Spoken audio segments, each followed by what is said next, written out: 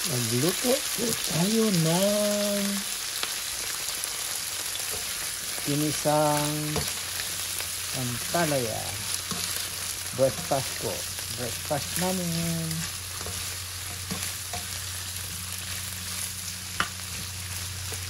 Okay. Lagyan po natin yung konti. Tuyo.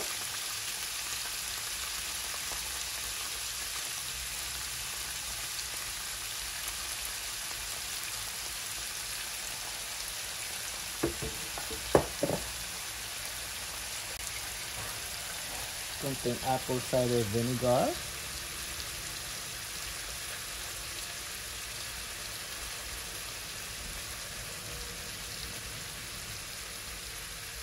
Okay. Lagyan po natin ng pepper, paminta.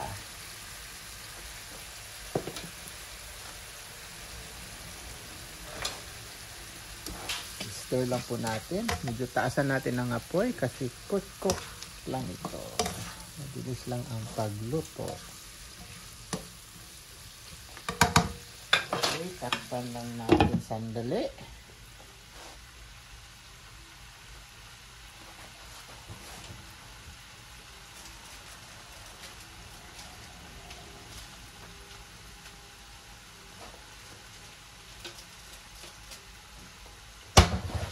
Lagyan natin ng konting asin.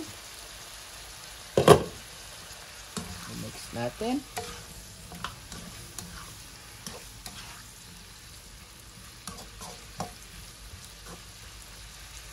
Naka-high heat po ito siya mga kalods.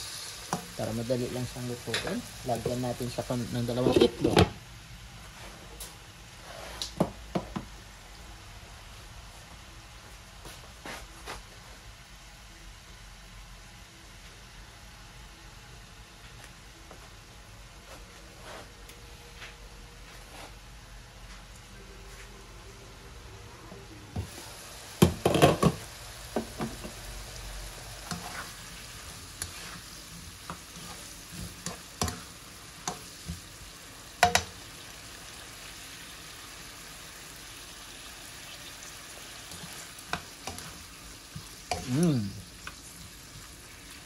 Lagyan natin konting tuyo.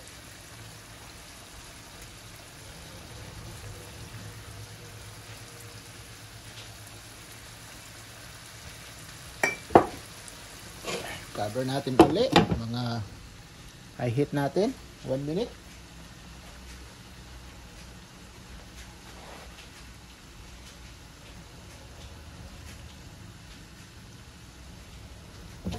Okay. Para medyo malutong pa siya ng konti. Okay, ngayon po sa side, lagyan po natin 2 itlog. Okay. Mabilis lang po ang pag-ano nito. Stir nyo po kaagad. Okay.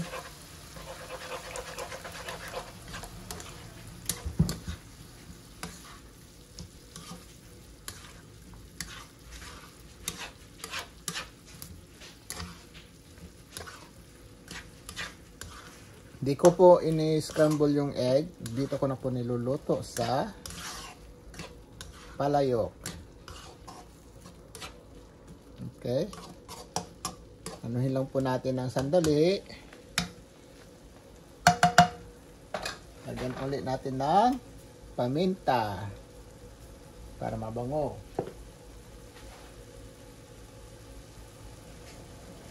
Okay. Kunti lang po yan. Pagkatapos anuhin nyo uli, stir nyo siya uli, haluin siya uli kasi yung itlog ayaw nyong maluto masyado para hindi naman buo-buo yung itlog. So parang pinakuratan lang ang pagluto ng ampalaya para malutong pagkainin. Okay, few seconds. Haluin po uli. Tignan nyo yung itlog, naluluto na siya. Mamimix siya ng maganda sa ampalaya. Okay? Pagkatapos po yan, pwede nyo nang patayin. Okay? Ano nyo, takpan nyo ng 30 seconds.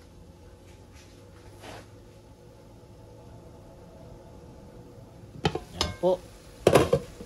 Haluin nyo uli. Kita nyo yan. Lutong-luto na po ang itlog at nakahalo siya ng mabuti. Okay?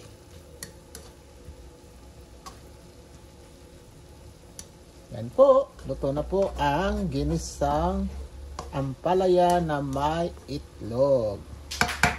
Voila!